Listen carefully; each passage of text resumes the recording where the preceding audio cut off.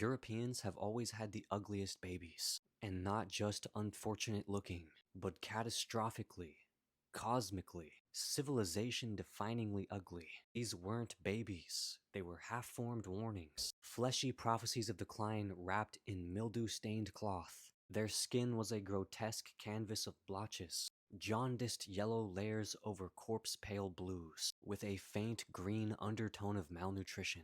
Their heads bulged like dented gourds, foreheads protruding from centuries of inbred nobility, soft skulls caving inward, as if the bloodlines themselves were collapsing under their own rot. Their eyes, too far apart, too sunken, too watery, looked like they had already seen famine, plague, and debt before the first breath. Their noses never grew proud, only crooked, collapsing inward like damp clay. Their mouths weren't innocent coos but shriveled pits, toothless grimaces pulled into twisted shapes by generations of bad nutrition.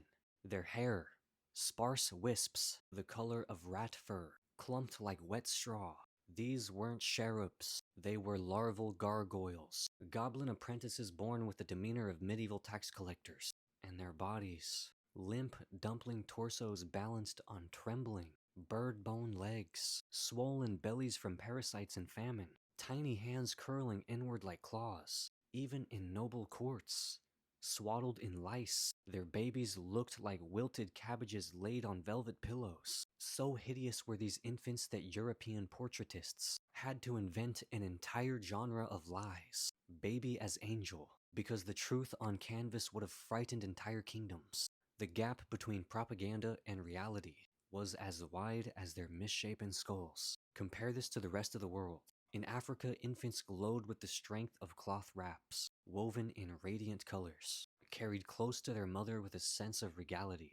In the Americas, cradle boards secured babies with elegance and balance, turning each child into a symbol of endurance and order. In Asia, silks framed babies like miniature dynasties, their health a testament to knowledge passed down through centuries. Theirs were children as art, as legacy, as beauty incarnate. Meanwhile, Europe produced infants who resembled boiled potatoes, with teeth waiting to sprout in random directions. Infants who wheezed and coughed before they could crawl.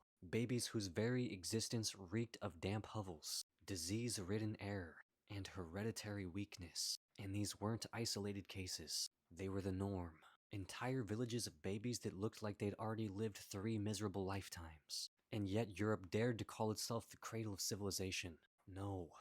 It was the cradle of deformity, the cradle of ugliness, the cradle of skull-warped, bloodline-cursed newborns, destined to grow into gout-ridden tyrants and plague carriers. Ugly babies became ugly kings, ugly armies, ugly empires. From the very first cry, the European baby wasn't promising life. It was announcing decline. Cope.